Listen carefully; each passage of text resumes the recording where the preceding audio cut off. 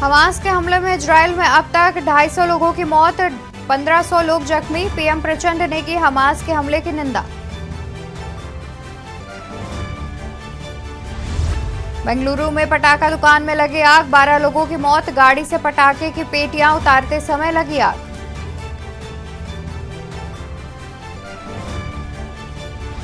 मणिपुर में सुबह सुबह लगे भूकंप के झटके, कांगपोकपी जिले में था केंद्र। भूकंप की तीव्रता रिक्टर स्केल पर 5.1 मैग्नीट्यूड मापी गई।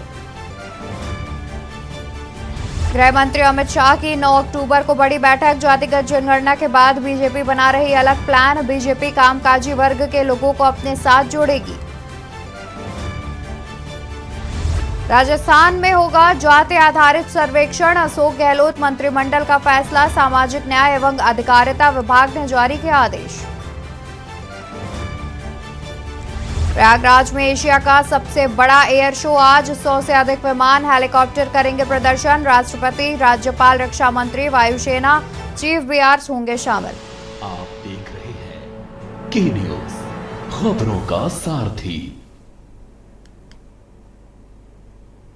नमस्कार, स्वागत है आपका देश की बात में। मैं हूं आपके साथ अवंतिका अवस्थी। रुक करेंगे खबरों को और शुरुआत करेंगे आज की अहम खबर से, जहां गृह मंत्री अमित शाह की 9 अक्टूबर को होनी है बड़ी बैठक। आपको बता दें कि जातिगत जनगणना के बाद बीजेपी अपना एक अलग प्लान बना रही है, जिसके तहत गृह मंत्री अमित शाह एक बैठक करेंगे। बीजेपी कामकाजी वर्ग के लोगों को अपने साथ जोड़ेगी। कामकाजी वर्ग के लोगों को जोड़ने का प्लान बीजेपी के द्वारा बनाया जा रहा है। 9 अक्टूबर को गृह मंत्री अमित शाह करेंगे बड़ी बैठक। अमित शाह विश्वकर्मा समाज के लोगों के साथ करेंगे बैठक।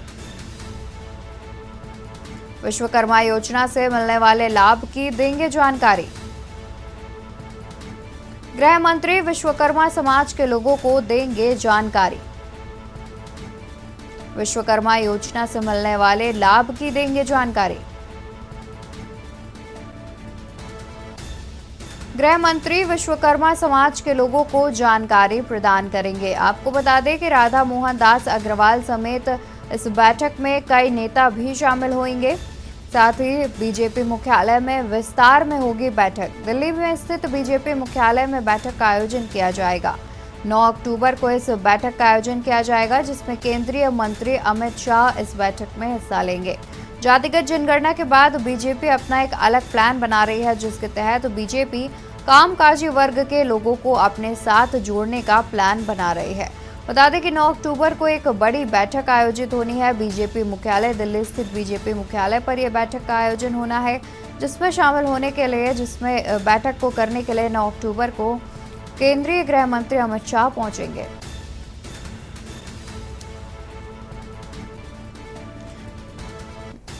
तो इसी खबर पर तमाम जानकारी के लिए दिल्ली से हमारे संवाददाता प्रवेश शर्मा हमारे साथ जुड़े हुए हैं। प्रवेश, 9 अक्टूबर को एक बड़ी बैठक करने जा रही है बीजेपी, जिसमें विश्वकर्मा योजना से मिलने वाले लाभों की भी जानकारी दी जाएगी। क्या कुछ जानकारी है? जी बिल्कुल, देखिए मैं आपको बता दूं कि जिस तरीके से चुनावी मौसम है, चुनावी दौर है, कांग्रेस ने अभी जाति जनगणना को लेकर एक बातचीत करी थी, तो उससे पूरे देश में जो है एक बात करें विशेष तौर पर मध्य प्रदेश, छत्तीसगढ़ और राजस्थान में जो है एक चुनावी हवा चल गई। लेकिन मैं आपको बता दूं कि बीजेपी भी इसी रणनीति का तोड़ ढूंढने के लिए अब ऐसे लोगों को अपने साथ और ज्यादा जोड़ना चाहती है जो कामकाजी है। या बात करें विश्वकर्मा समाज से जुड़े हैं, विशेष तौर पर मैं बता दूं पिछले महीने ही विश्वकर्मा डे पर जो है प्रधानमंत्री मोदी ने एक योजना आरंभ की थी, जिसकी बात करें अभी लोगों को ज्यादा जानकारी नहीं है। लेकिन 9 तारीख को जब ये बैठक होने जा रही है, तो उसमें विशेष तौर पर इस पर चर्चा की जाएगी और आने वाले समय में विश्वकर्मा समाज के जुड़े लोगों को उसका लाभ मिले, उसकी जानकारी मिले, उसको लेकर विशेष तौर पर एक कार्यक्रम आयोजित किया जाएगा। और मैं आपको बता दूं कि जिस प्रकार से चुनाव है, हर पार्टी जो है लगातार एक दूसरे पे कटाक्ष करने और बात करें कोई ना कोई योजना को देने के उतारू है। जी बिल्कुल प्रवेश, देखा जाए तो क्या बीजेपी जो है वो जातिगत जनगणना के मुद्दे को लेकर के ये बैठक कर रही है? जाहिर सी बात है, तो इसमें जो कामकाजी लोग हैं उनको एक बड़ी जिम्मेदारी सौंपने की बात सामने आ रही है। तो क्या जो जातिगत जनगणना का मुद्दा है वो उनके इस फैसले से क्या कुछ उस पर प्रभाव पड़ेगा? बिल्कुल, देखिए मैं बता दूं, जैसे ही कांग्रेस ने जातीय जनगणना का ऐलान किया या बात करें कि अपने मैनिफेस्टो में लाने की बात कही, तो उसके बाद से बीजेपी भी उसका कटाक्ष में लगी हुई है। बीजेपी का मानना है कि जातीय जनगणना गलत है, लेकिन मैं आपको बता दूं कि लगातार चुनावी मौसम है, चुनाव का दौर शुरू हो चुका है।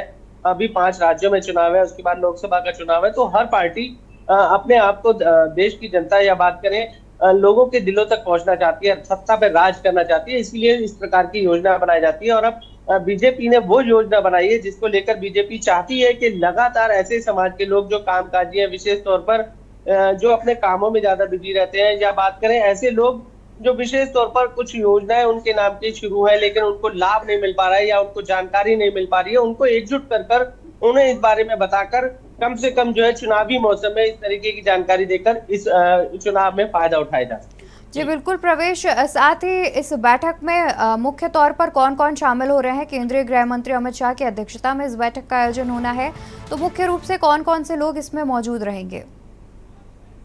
जी, मैं आपको बता दूं कि बीजेपी के कई ऐसे बड़े नेता रहेंगे जिसमें जेपी नड्डा का भी नाम शामिल हो रहा है, और इसके अलावा मैं बता दूं कि राजनाथ सिंह भी रह सकते हैं, और बीजेपी के कई पदाधिकारी इस मौके पर मौजूद रहेंगे। और लगातार जो है जिस प्रकार से प्रधानमंत्री मोदी हर अपने चाहे वो किसी भी रैली को संबोधन कर रहे हो, लेकिन अपने संबोधन में जरूर एक बात बोलते हैं कि बीजेपी का हर कार्यकर्ता जमीनी स्तर पर लोगों से जुड़े, हर लोगों को जाकर उनके कामकाज को देखे, और बात करें तो लोगों से हमेशा अपना जुड़ाव बनाए रखे। और इसीलिए बीजेपी ये एक रणनीति के तहत जो है चुनावी मौसम में बात करें तो इस तरीके की योजना ला रही है, और इसमें हर प्रकार के मैं बता दूं विशेष तौर पर पदाधिकारी और बीजेपी के कई दिग्गज आपको इस बैठक में दिखाई देंगे।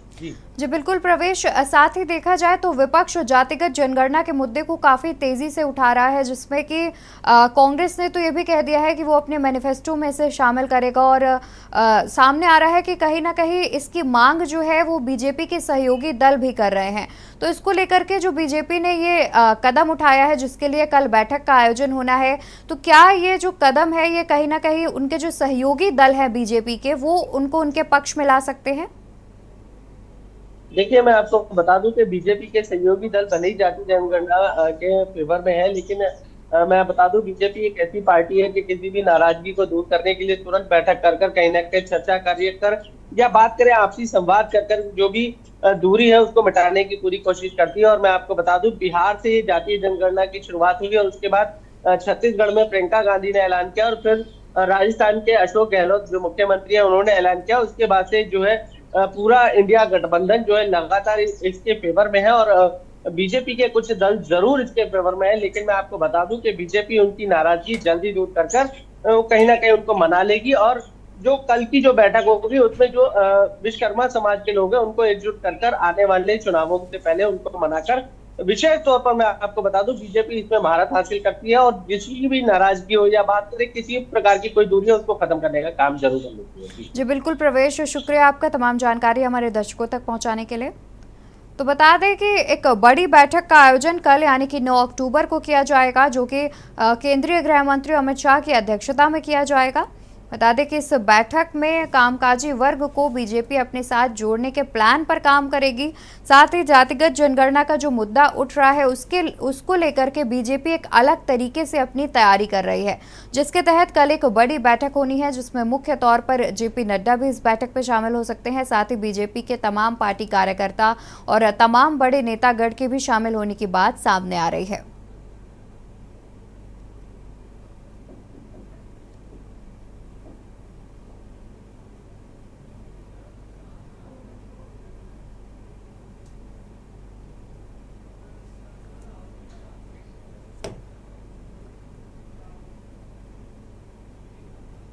खबरों में आगे बढ़ते हैं, जहां बिहार के बाद अब राजस्थान में जाति जनगणना। राजस्थान में होगा जाति आधारित सर्वेक्षण, अशोक गहलोत मंत्रिमंडल का फैसला सामाजिक। बता दें कि अशोक गहलोत ने यह फैसला लिया है जिसमें राजस्थान में जाति आधारित सर्वेक्षण होगा। मुख्यमंत्री अशोक गहलोत ने फैसला लिया है जिसमें राजस्थान में जाति आधारित सर्वेक्षण किया जाएगा। सामाजिक न्याय अधिकारिता विभाग ने यह आदेश जारी किया है। सामाजिक न्याय और अधिकारिता विभाग ने यह आदेश जारी किया है जिसमें बिहार के बाद अब राजस्थान में भी जाति आधारित सर्वेक्षण किया जाएगा। मुख्यमंत्री अशोक गहलोत ने बताया है कि राजस्थान में भी जाति आधारित सर्वेक्षण होगा। अशोक गहलोत मंत्रिमंडल का ये पूरा फैसला है, जिसको सामाजिक न्याय अधिकारिता विभाग ने यह आदेश जारी कर दिया है। बता दें कि राजस्थान के मुख्यमंत्री अशोक गहलोत ने ऐलान कर दिया है कि अब बिहार के बाद राजस्थान में भी जाति आधारित सर्वेक्षण किया जाएगा। जाति आधारित सर्वेक्षण का ऐलान कर दिया गया है। राजस्थान में भी जाति आधारित सर्वेक्षण किया जाएगा। कुछ इस प्रकार से अशोक गहलोत ने ऐलान किया है। बता दें कि जातिगत जनगणना के मुद्दे जो है वो लगातार विपक्ष के द्वारा उठाए जा रहे हैं। साथ ही जब से बिहार में जातिगत जनगणना के आंकड़े रिलीज किए गए हैं, तब से लगातार विपक्ष जाति जनगणना कराने की मांग केंद्र सरकार से कर रहा है, जिसको लेकर कांग्रेस फुल सपोर्ट में दिख रही है। अगर जातिगत जनगणना की बात करें तो कांग्रेस लगातार अपने हर मुद्दे पर जातिगत जनगणना की मांग उठा रही है। अपनी हर रैली, हर जनसभा को संबोधित करते हुए कहीं ना कहीं वो जातिगत जनगणना की मांग कर ही रही है। इसको लेकर के छत्तीसगढ़ में प्रियंका गांधी ने भी ऐलान किया था और अब राजस्थान में जाति जनगणना की बात खुद मुख्यमंत्री अशोक गहलोत ने कही है। इसी खबर पर हम आगे भी जानकारी लेंगे। इसके लिए हमारे साथ संवाददाता सुनील कस्वा जुड़े हुए हैं। सुनील, राजस्थान में जाति जनगणना होगी, इसकी सूचना जारी कर दी है मंत्रिमंडल की तरफ से, क्या कुछ जानकारी है? बिल्कुल, आपको बता दूं, राजस्थान में आचार संहिता लगने से पहले ही मुख्यमंत्री अशोक गहलोत ने एक और बड़ा दांव खेला है। उन्होंने एक कार्यक्रम में राजस्थान में भी अब जातिगत सर्वे करवाने की बात कही है। बिहार में जिस प्रकार से जातिगत सर्वे होता है उसी हिसाब से राजस्थान में भी सर्वे की बात की है। हालांकि जातिगत जनगणना होती है, राज्य सरकारों का काम नहीं होता, केंद्र सरकार है वो जातिगत जनगणना करा सकती है। इसलिए राज्य सरकार के तौर पे मुख्यमंत्री अशोक गहलोत ने जातिगत सर्वे करवाने की बात की। उन्होंने कहा कि राहुल गांधी ने कांग्रेस के रायपुर अधिवेशन में कहा था कि देश के अंदर जातिगत जनगणना हो, जिसमें जिनका जितना संख्या हो उतनी में उनको उनका अधिकार उनको मिलना चाहिए, उसी जनसंख्या अनुपात में लोगों को उनके हक मिलना चाहिए। और इसी पर उसके बाद में देर रात सामाजिक न्याय और अधिकारिता विभाग ने राजस्थान में जातिगत सर्वे के लिए वो आदेश जारी कर दिए। जी बिल्कुल। साथ ही लगातार कांग्रेस जातिगत जनगणना के मुद्दे को उठा रही है और तमाम अपनी रैलियों और जनसभा में भी जाकर वो ये बात कहते हैं और साथ ही उन्होंने अपने मैनिफेस्टो में भी इसे शामिल करने की बात कही है। तो जब अशोक गहलोत मंत्रिमंडल की तरफ से ये सूचना जारी की गई, तो क्या ऐसी कोई जानकारी भी सामने आई है कि उन्होंने जातिगत सर्वेक्षण कराने से पहले क्या कुछ तैयारियां करी हैं, या फिर उन्होंने अभी ऐलान कर दिया है जितनी भी तैयारियां या फिर जो कमेटी गठित करी जाएगी अगर जाति जनगणना के लिए, तो उन सब की कोई बात सामने आई है? बिल्कुल, मुख्यमंत्री अशोक गहलोत चाहते हैं कि राजस्थान के अंदर 3 बार वो मुख्यमंत्री बन चुके हैं और 4थी बार मुख्यमंत्री वो बनना चाह रहे हैं और इसी के लिए उन्होंने पहले से ये तैयारी कर रही थी और काफी सारी योजनाएं वो यहाँ पे लेके और योजनाओं के दम पे वो अपनी सरकार रिपीट करना चाहते हैं। क्योंकि उन्होंने बिहार में जातिगत जनगणना जन सर्वे जो हो चुका है, उसके बाद में प्रियंका गांधी वाड्रा का भी बयान है जिसमें भी उन्होंने छत्तीसगढ़ के अंदर भी कहा था कि भूपेश बघेल यदि दोबारा से मुख्यमंत्री बनते हैं तो छत्तीसगढ़ के अंदर भी जातिगत सर्वे होगा। और राजस्थान में भी अभी कांग्रेस की सरकार है तो उन्होंने भी ये चीज अभी, क्योंकि आचार संहिता लगते हैं बस बहुत मुश्किल से 4-5 दिन के अंदर लगभग आचार संहिता लग सकती है और भारतीय जनता पार्टी भी इस चीज का तोड़ ढूंढने में लगी कि कैसे इसके ऐसी वो भी ऐसा कुछ करे जिसके बाद भारतीय जनता पार्टी की राजस्थान के अंदर सरकार बनाई जा सके। जी वंतिका। जी सुनील, देखा जाए तो लगातार बीजेपी भी जो है वो भी राजस्थान में अपनी रैली और जनसभा कर रही है तमाम तरह के, जिसमें प्रधानमंत्री मोदी भी कुछ दिन पहले जयपुर पहुंचे थे और तमाम तरह की रैली वगैरह की जा रही है, जिसको लेकर के पलटवार भी हो रहा है। जहां कांग्रेस एक जातिगत जनगणना के मुद्दे को उठा रही है तो वहीं बीजेपी भी अपने तमाम तरह के मुद्दे को उठा रही है। तो ऐसा क्या देखा जा सकता है कि क्या कांग्रेस जो लगातार राजस्थान में अपनी सरकार बनाने में कामयाब रही है, एक बार फिर से जातिगत जनगणना के मुद्दे को उठाकर चुनाव में सफल हो सकती है?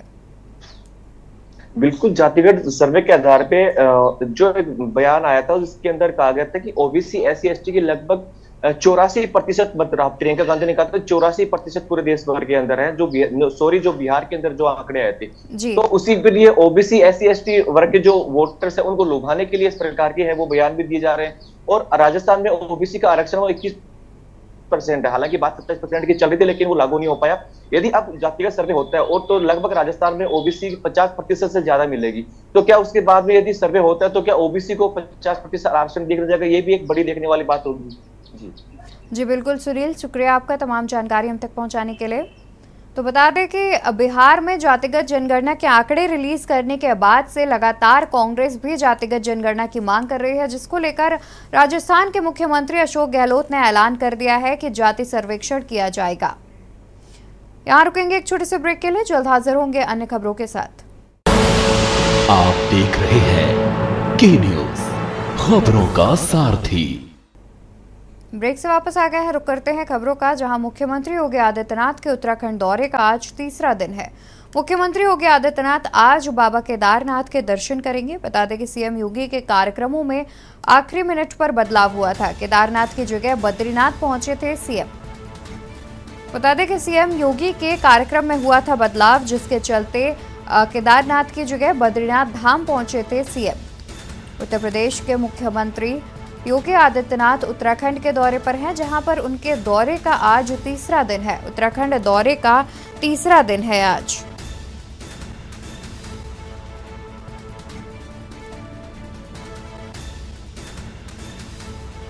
बता दें कि उत्तराखंड के दौरे का तीसरा दिन है आज। केदारनाथ की जगह बद्रीनाथ पहुंचे थे सीएम। सीएम योगी के उत्तराखंड दौरे का तीसरा दिन है आज। सीएम योगी आज बाबा केदारनाथ के करेंगे दर्शन। सीएम योगी के कार्यक्रम में आखिरी मिनट पर हुआ था बदलाव। बता दें कि खराब मौसम के चलते केदारनाथ में दर्शन नहीं कर पाए थे, जिसके बाद बद्रीनाथ धाम पहुंचे थे। मुख्यमंत्री योगी आदित्यनाथ के उत्तराखंड दौरे का आज तीसरा दिन। बता दें कि मुख्यमंत्री योगी आदित्यनाथ आज उत्तराखंड दौरे के तीसरे दिन पर हैं, जहां पर आज मुख्यमंत्री बाबा केदारनाथ के करेंगे दर्शन। सीएम योगी के कार्यक्रमों में हुआ था बदलाव, जिसके चलते आज वो बाबा केदारनाथ के दर्शन करेंगे। वहीं कल यानी कि अपने दौरे के दूसरे दिन में वो बद्रीनाथ के दर्शन कर चुके हैं। आपको बता दें कि पहले उन्हें कल जाना था बद्रीनाथ धाम, माफ कीजिएगा केदारनाथ धाम, लेकिन आखिरी मिनट पर कार्यक्रम में बदलाव के चलते वो कल बद्रीनाथ धाम गए और आज वो बाबा केदारनाथ के दर्शन करने केदारनाथ धाम पहुंचेंगे। आपको बता दें कि सीएम योगी के कार्यक्रमों में बदलाव हुआ था, जिसके चलते वो केदारनाथ की धाम की जगह बद्रीनाथ धाम पहुंचे थे। आज मुख्यमंत्री योगी आदित्यनाथ के उत्तराखंड दौरे का तीसरा दिन है। बता दें कि आज मुख्यमंत्री अपने दौरे के तीसरे दिन पर हैं, अपने तीसरे दिन के उत्तराखंड दौरे पर हैं। साथ ही सीएम योगी आज बाबा केदारनाथ के दर्शन करेंगे।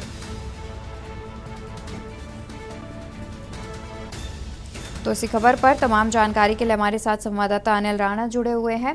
अनिल, आपसे जानना चाहेंगे कि आखिरी मिनट पर बदलाव हुआ था और आज वो बाबा केदारनाथ के दर्शन करने मुख्यमंत्री जाएंगे, क्या कुछ जानकारी है?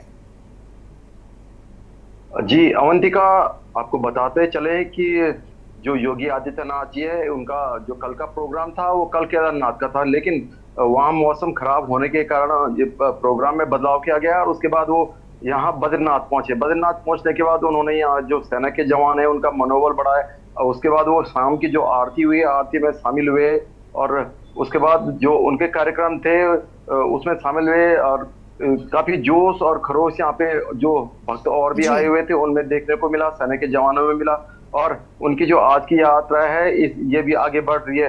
लगातार यहाँ पे जो भक्त है भक्त उनके बीच जो दर्शनार्थी बद्रीनाथ आए हुए उनके बीच काफी जोश और खरोश यहाँ पे देखा गया है। इस बार बताते चले कि जो बद्रीनाथ धाम की यात्रा है इसमें काफी ज्यादा यात्रियों की संख्या बढ़ी है और इससे यहाँ जो पर्यटन भी बढ़ा है और जो राजमार्ग की स्थिति है वो भी आजकल काफी अच्छी है। और इन दिनों चूंकि जो ये श्राद्ध पक्ष चले तो श्राद्ध पक्ष में भी आजकल यात्रा का जो हमको दिख रहा है कि स्तर काफी बढ़ गया और प्रशासन की पूरी टीम यहाँ पे जुटी हुई है। जी अवंतिका। जी बिल्कुल अनिल, साथ ही अभी आपने बताया कि कल केदारनाथ धाम में मौसम खराब होने की वजह से जो कार्यक्रम में बदलाव है वो हो गया था, तो क्या आज केदारनाथ धाम का मौसम ठीक है जिससे आज मुख्यमंत्री दर्शन कर सकें?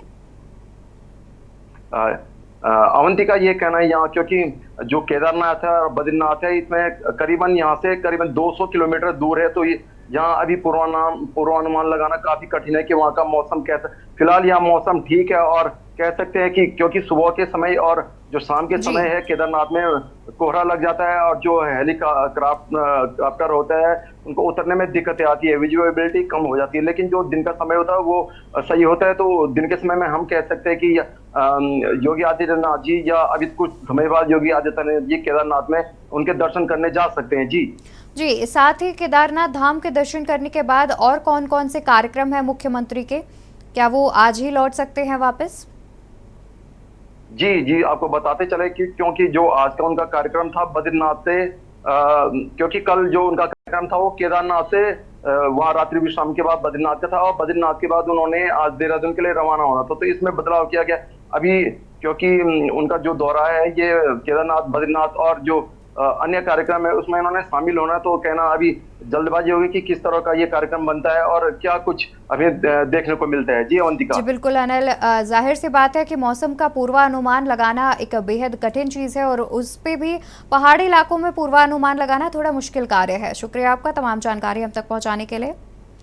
तो बता दें कि मुख्यमंत्री योगी आदित्यनाथ अपने उत्तराखंड दौरे के तीसरे दिन पर हैं, जहां पर आज वो बद्रीनाथ धाम के दर्शन कर चुके हैं। वो कल आज वो केदारनाथ धाम के दर्शन करने पहुंचेंगे। वहीं आपको बता दें कि कल केदारनाथ धाम में मौसम खराब होने के चलते उनका प्लान चेंज हो गया था, जिसके चलते उन्होंने बद्रीनाथ धाम में दर्शन कर लिया। वहीं अगर मौसम की बात करें तो अभी से पूर्वानुमान लगाना एक मुश्किल वक्त होगा, क्योंकि पहाड़ों में मौसम हर पल बदलता रहता है, जिसके चलते अभी फिलहाल मौसम कैसा होगा वो बताना एक जल्दबाजी भी कही जा सकती है। तो बता दें कि उत्तर प्रदेश के मुख्यमंत्री योगी आदित्यनाथ के उत्तराखंड दौरे का आज जो तीसरा दिन है, जिसमें आज वो केदारनाथ धाम दर्शन करने जाएंगे। बता दें कि मुख्यमंत्री योगी आदित्यनाथ आज केदारनाथ धाम में दर्शन करने के लिए जाएंगे।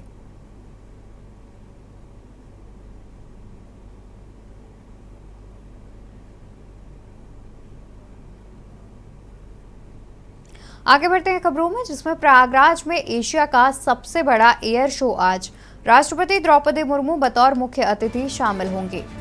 प्रयागराज में एशिया का सबसे बड़ा एयर शो आयोजन होने जा रहा है, जिसमें राष्ट्रपति द्रौपदी मुर्मू बतौर मुख्य अतिथि शामिल होंगी।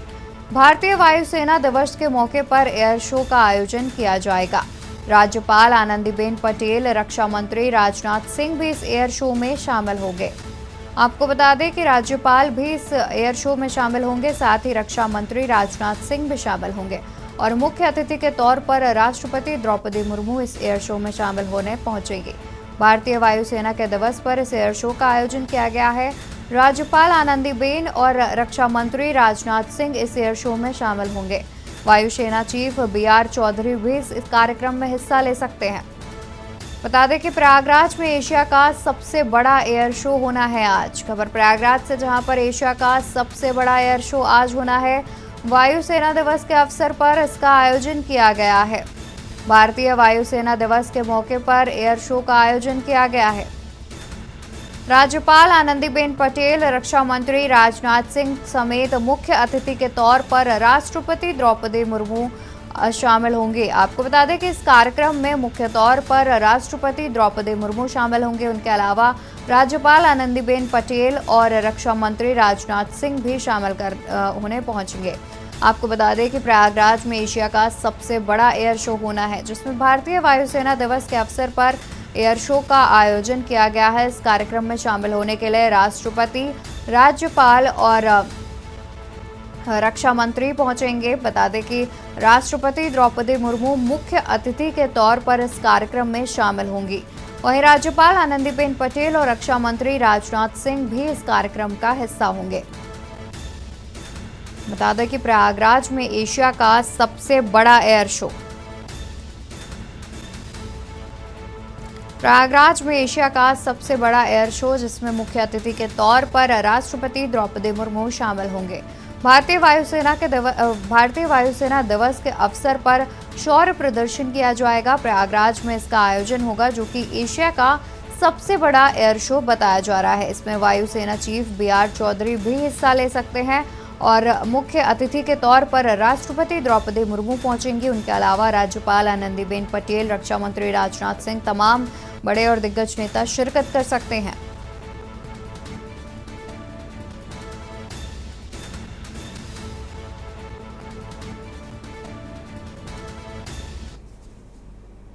रुकेंगे एक छोटे से ब्रेक के लिए, जल्द हाजिर होंगे अन्य जानकारी के साथ। आप देख रहे हैं के न्यूज़, खबरों का सारथी। ब्रेक से वापस आ गए हैं। रुक करते हैं खबरों का। हम लगातार बने हुए हैं प्रयागराज की खबर पर, जहां प्रयागराज में आज एशिया का सबसे बड़ा एयर शो होना है। बता दें कि आज भारतीय वायुसेना दिवस के अवसर पर एयर शो का आयोजन किया जाएगा, जिसमें मुख्य तौर पर राष्ट्रपति द्रौपदी मुर्मू, राज्यपाल आनंदीबेन पटेल और रक्षा मंत्री राजनाथ सिंह शामिल होंगे। बता दें कि मुख्य अतिथि के तौर पर राष्ट्रपति द्रौपदी मुर्मू शामिल होंगी। इस कार्यक्रम का आयोजन प्रयागराज में किया गया है, जो कि एशिया का सबसे बड़ा एयर शो है। भारतीय वायुसेना दिवस के अवसर पर अपना शौर्य प्रदर्शन करेगा। बता दें कि राष्ट्रपति द्रौपदी मुर्मू इस कार्यक्रम की मुख्य अतिथि होंगी। भारतीय वायुसेना दिवस के मौके पर एयर शो का आयोजन किया गया है, जिसमें एयर शो करके अपने शौर्य का प्रदर्शन किया जाएगा। भारतीय वायुसेना दिवस के अवसर पर इसका आयोजन किया गया है। प्रयागराज में इसका आयोजन हुआ है, जो कि एशिया का सबसे बड़ा एयर शो बताया जा रहा है। प्रयागराज में एशिया का सबसे बड़ा एयर शो आज होना है, जिसमें मुख्य तौर पर राष्ट्रपति द्रौपदी मुर्मू मुख्य अतिथि के तौर पर इस कार्यक्रम में शामिल होने पहुंचेंगी। साथ ही राज्यपाल आनंदीबेन पटेल भी पहुंचेंगी। इनके अलावा रक्षा मंत्री राजनाथ सिंह भी इस कार्यक्रम में पहुंचेंगे। प्रयागराज में एशिया का सबसे बड़ा एयर शो होना है। बता दें कि प्रयागराज में एशिया का सबसे बड़ा एयर शो होना है। प्रयागराज में होगा सबसे बड़ा एयर शो।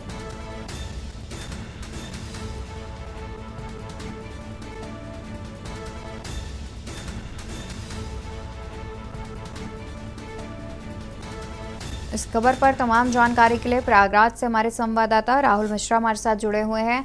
राहुल, प्रयागराज में एशिया के सबसे बड़े एयर शो का आज कार्यक्रम होना है, जिसमें मुख्य तौर पर राष्ट्रपति शिरकत करने पहुंच रही हैं, तो उसको लेकर सुरक्षा के क्या कुछ इंतजाम किए गए हैं? साथ ही प्रशासन ने क्या कुछ इंतजाम है, क्योंकि बड़ी बड़ी हस्तियां इस कार्यक्रम में शामिल होने पहुंच रही हैं? जी, आपसे बता दें, प्रयागराज जो है संगम तट है और संगम तट पे आज ही प्रोग्राम है। प्रयागराज हरदम सुर्खियों में रहा, चाहे वो भर्ती के मामले में या क्राइम के मामले में, लेकिन आज जो चीज हो रहा है वो पहली बार हो रहा है। ये एशिया का सबसे बड़ा प्रोग्राम आज प्रयागराज संगम तट पे हो रहा है। वो भी लेटे हुए हनुमान जी के सामने हो रहा है।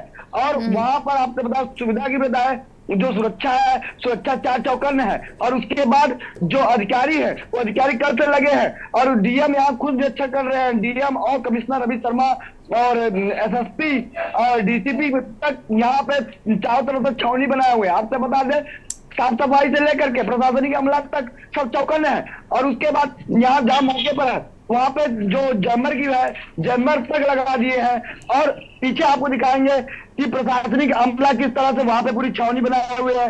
ये देखिए आप, ये खड़ी जी हमारे सामने प्रशासनिक अमला है।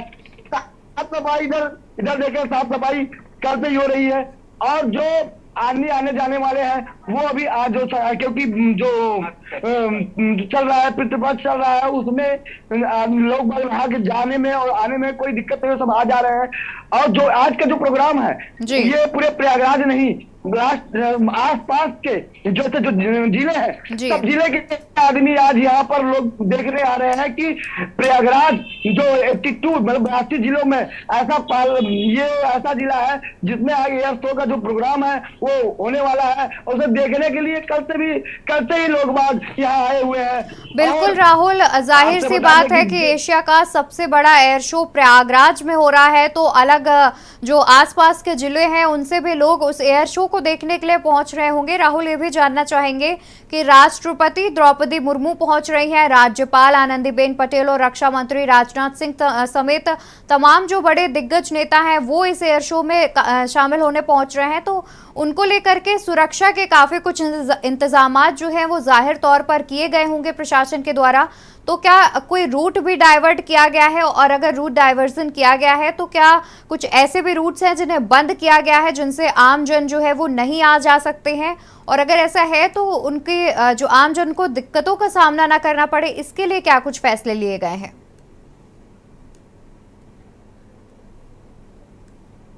राहुल, अनम्यूट कर लीजिए पहले, फिर आप अपनी बात पूरी करिए। जी राहुल, तक पहुंच रही है आवाज? पहुंच रही है? जी आप बोलिए।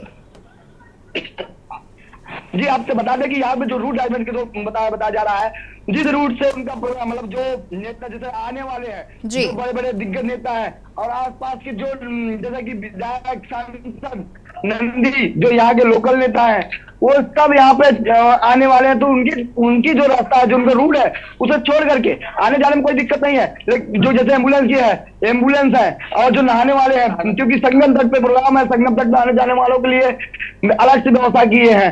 और आपको बता दें कि यहाँ पे कोई असुविधा नाम की चीज नहीं है जिससे जनता परेशान हो। जनता ये कहे कि भाई, जैसे कि औरों में हुआ करता था कि माननीय मंत्री जी आ रहे हैं, सांसद जी आ रहे हैं, तो रूट बंद किया करता है, एम्बुलेंस फंसी है, अब वो एम्बुलेंस है चाहे जो। लेकिन यहाँ पे ऐसा कुछ नहीं है। यहाँ पे क्या है कि जो रूट है, सब रूटों पे जो जा रहे हैं, उसे कोई दिक्कत नहीं हो रही है। जनता को कोई परेशानी नहीं है। रूट जिस रूट से आएंगे, उस रूट को थोड़ी सी गैप करवा दे रहे हैं, उधर से आने जाने में जनता आराम से आती है। अब ये देखिए, मेरे पीछे सब नहाने वाले श्रद्धालु हैं, ये नहा धो करके अपने जा रहे हैं, इन्हें कोई दिक्कत, आप लोगों को आने जाने में कोई दिक्कत हो रही है क्या? बहुत दिक्कत हुई। अभी दिक्कत हो रही है? अभी नहीं हो रही, तुरंत हो गई, सामने सुबह पूरा रास्ता जाम कर दिए वहाँ। अच्छा, आने नहीं दे रहे थे? बंद कर दिए, गाड़ी नहीं आने दी। अच्छा, आप लोग पैदल आए वहां से? पैदल आए, पैदल जा भी रहे हैं। गाड़ी 10,000 रुपये किराया लगा के आए करने जिले। कहाँ से आए हैं? कटनी से। कटनी से आए हैं? 10,000 रुपए किराया लगा, गाड़ी दूर खड़ी की है। बहुत बुरी कटनी। अच्छा, कब आए हैं आप लोग? अब रात में चले हैं, कल 11 अच्छा, कल रात चले हैं। हाँ। आज इससे पहले कोई दिक्कत नहीं, आज दिक्कत हो रही है? दिक्कत हो रही है। कितने बजे आए हैं? 5 बजे पहुंचे हैं। 5 बजे पहुंचे, दिक्कत हो रही है थोड़ी हो। अच्छा, कटनी जिला से कहाँ से आए माता जी आप? कटनी जिला से आए हैं और दिक्कत हो रही है आप लोगों को? पैदल जा रहे तो सारा सामान लेके परेशानी तो पड़ेगी। यहाँ तक आ जाए तो मार्केट तो अच्छा रहता है। अब ऐसे पूरा से पैदल जाना पड़ेगा, इतना सारा बाजार के। जो नहाने वाले हैं, जो कटनी से आए हुए हैं, क्योंकि पितृपक्ष चल रहा है, तो ये लोग दूर दूर से आए हुए हैं। इन्हें कहीं ना कहीं जो दिक्कत है वो दिखाई दे रही है, क्योंकि जो गाड़ी है, जो गाड़ियों का रूट आप ये जो है, यहाँ पे कुछ रूट पे क्या नाम है, संगम तट है, यही तो प्रोग्राम है ये रूट से। ये जो रूट है आपका, ये जो है, ये उधर से एंट्री करने का है।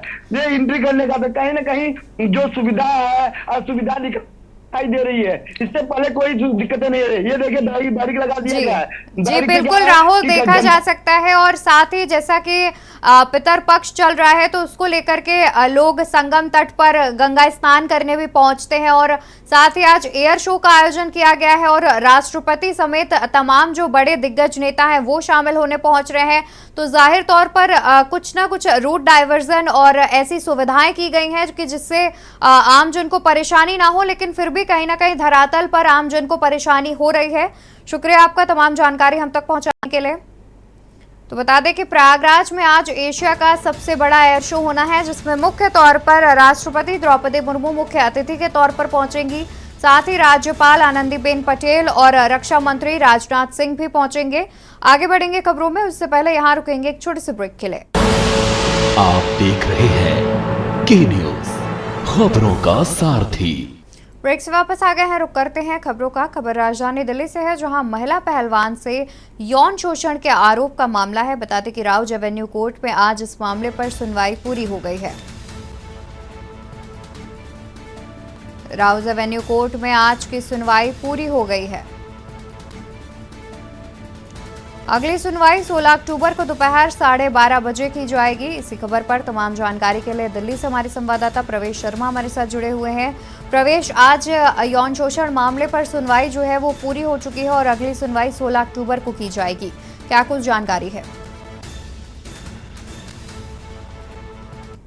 कोर्ट ने ब्रजभूषण सिंह पर आरोपों को तय करने को लेकर जो है सुनवाई की थी, और उसमें सबसे बड़ी बात मैं आपको बता दूं कि ब्रजभूषण सिंह की तरफ से जो है ये सफाई दी गई है कि अगर मैंने किसी महिला को गले लगाया तो एक पिता के रूप में लगाया। और दूसरी बड़ी बात जो उन्होंने उठाई है कल कोर्ट में, उनका कहना है कि अगर किसी को इस तरीके से आपत्ति है तो सबसे बड़ी बात है कि उन्होंने कहा है कि जंतर मंतर पर अगर धरना प्रदर्शन किया तो इस बात का करना चाहिए था कि जब कोई खिलाड़ी कुश्ती खेलता है और उसका सांस टूट जाता है तो उसको चेक किया जाता है। तो उनका कहना है कि अगर ये सब चीजें भी उनको गलत लगती है तो उसके खिलाफ भी उन्हें आवाज उठानी चाहिए। और सबसे बड़ी बात यह है कि ब्रजभूषण पर जिस तरीके के आरोप लगे हैं उसमें 7 महिला पहलवान थी, जिसमें से एक नाबालिग ने अपना बयान वापस ले लिया है। लेकिन कोर्ट में चार्जशीट दाखिल होने के बाद, दिल्ली पुलिस की जो चार्जशीट दाखिल हुई थी उसके बाद से कोर्ट इस मामले को लेकर सुनवाई कर रहा है और कोर्ट ने आरोप तय करने के लेकर फैसला करना है, जिसको लेकर लगातार ब्रजभूषण सिंह पर शिकंजा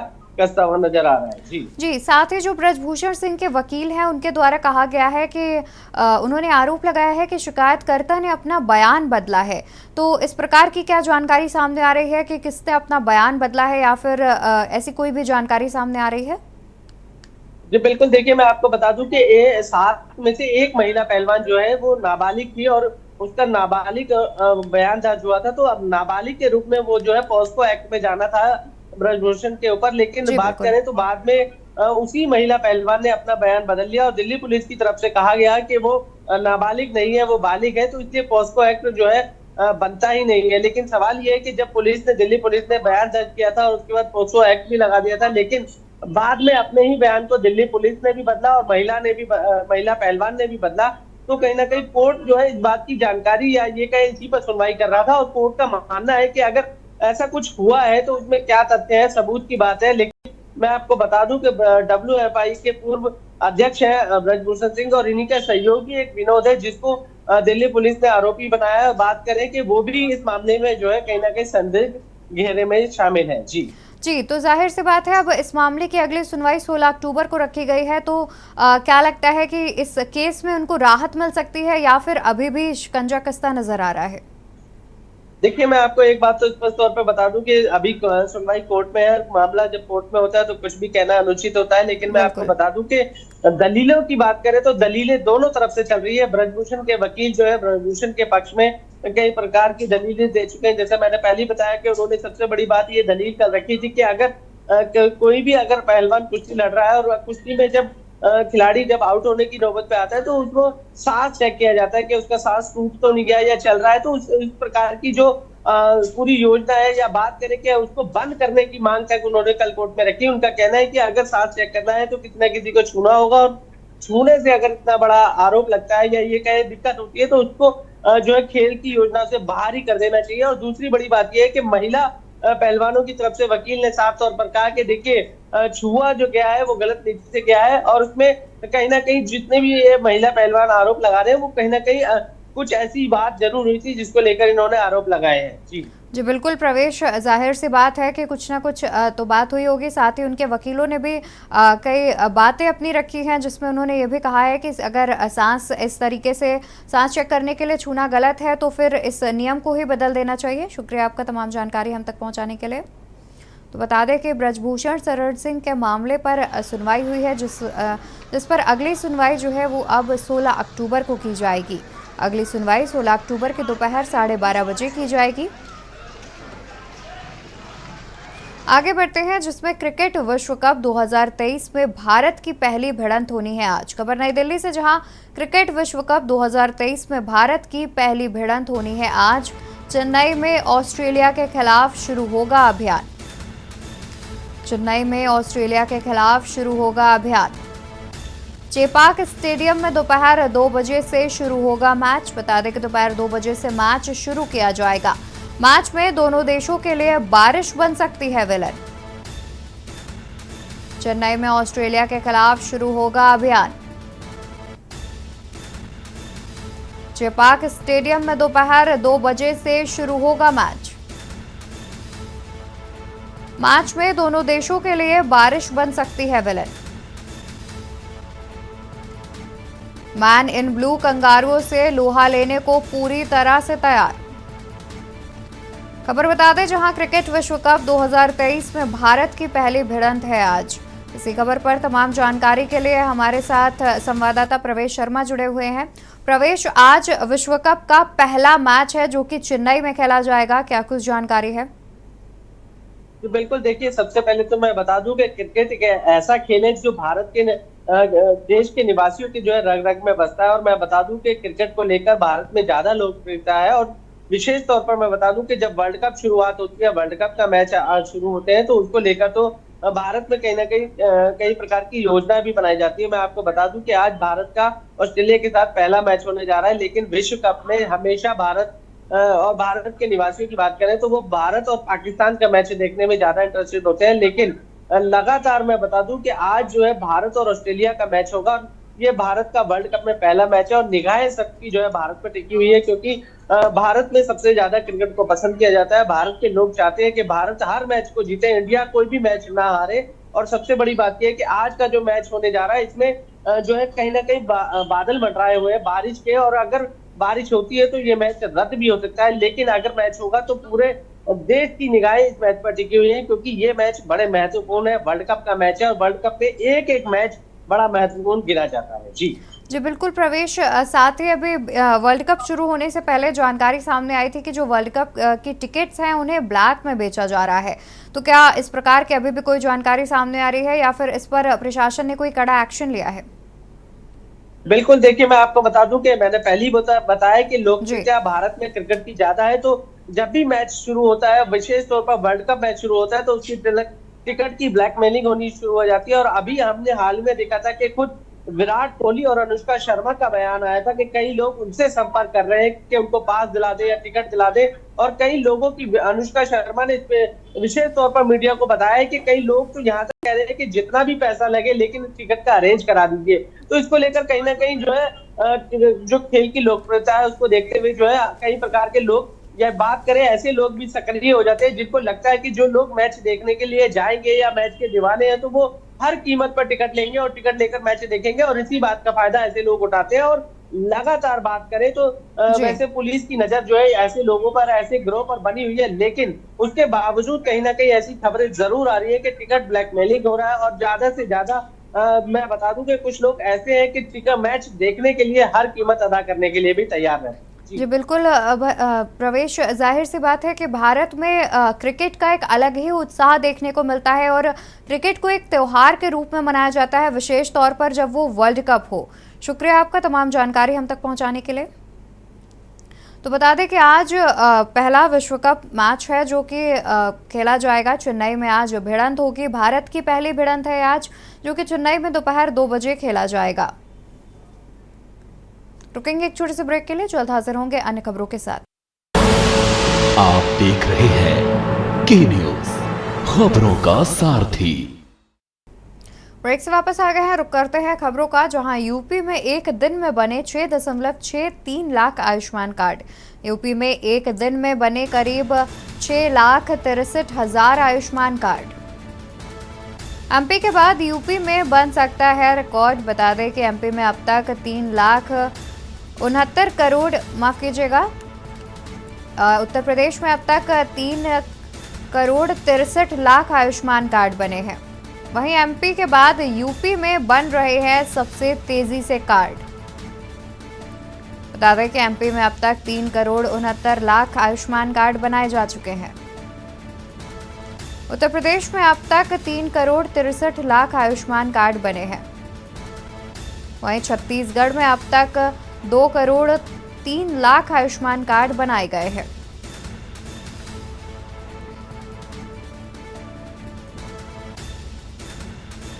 एमपी के बाद यूपी में तेजी से आयुष्मान कार्ड बन रहे हैं। आपको बता दें कि आयुष्मान कार्ड बनने में यूपी में तेजी से आयुष्मान कार्ड बनते हुए देखा जा सकता है। अगर आंकड़े की बात करें तो यूपी अभी आगे चल रहा है। बता दें कि उत्तर प्रदेश में अब तक की 3,63 आयुष्मान कार्ड बनाए जा चुके हैं। वहीं मध्य प्रदेश के बाद यूपी में सबसे तेजी से कार्ड बनाए जा रहे हैं। मध्य प्रदेश के आंकड़ों की बात करें तो मध्य प्रदेश में 3,69 आयुष्मान कार्ड अब तक बनाए जा चुके हैं। वहीं उत्तर प्रदेश में 3,63 आयुष्मान कार्ड बने हैं। छत्तीसगढ़ की बात करें तो छत्तीसगढ़ में अभी तक 2,03 ही आयुष्मान कार्ड बनाए जा चुके हैं। यूपी में एक दिन में करीब 6,63,000 आयुष्मान कार्ड बनाए जा रहे हैं। एमपी के बाद यूपी में सबसे तेजी से आयुष्मान कार्ड बन रहे हैं।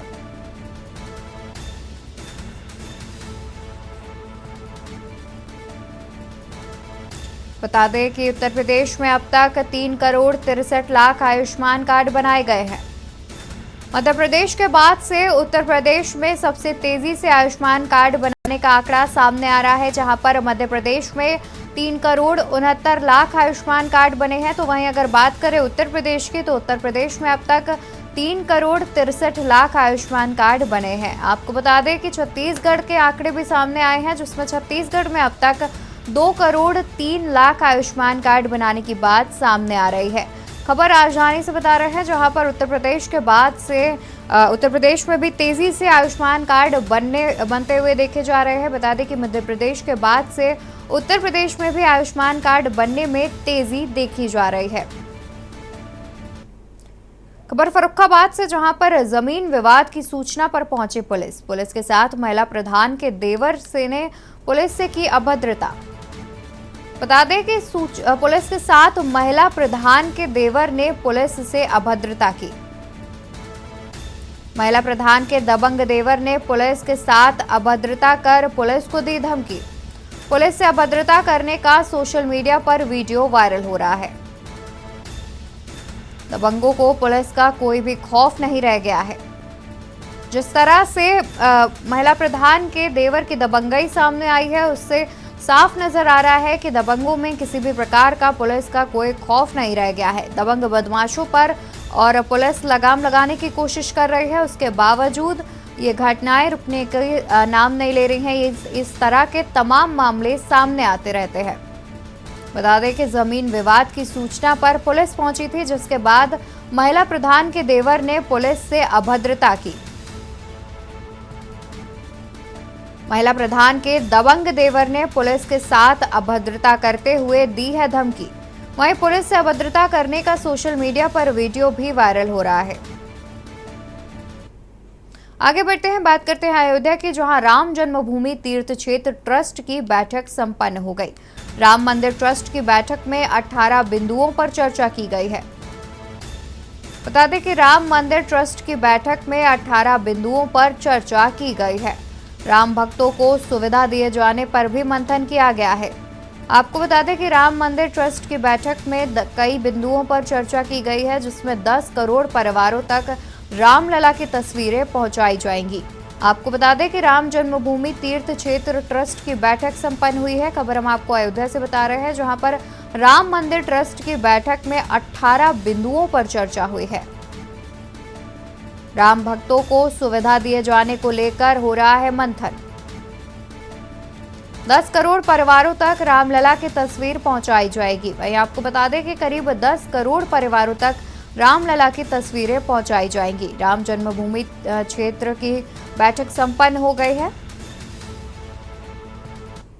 आगे बढ़ते हैं, जहां पर आज लखनऊ पहुंचेंगी दक्षिण अफ्रीका की टीम। दोपहर 12 बजे लखनऊ पहुंचेंगी टीमें।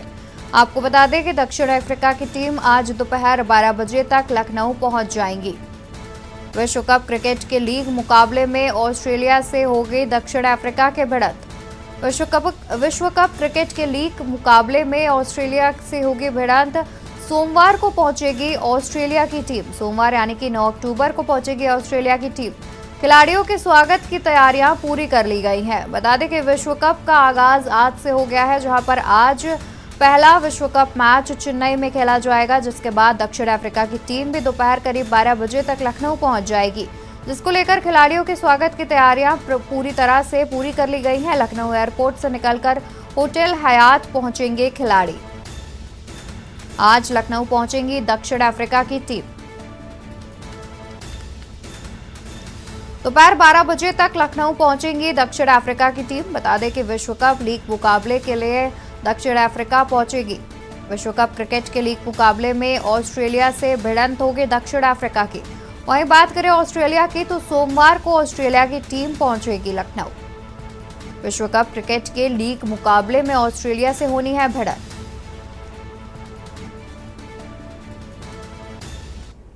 देश की बात में मेरे साथ फिलहाल इतना ही। आप देखते रहिए के न्यूज इंडिया। आप देख रहे हैं के न्यूज, खबरों का सारथी।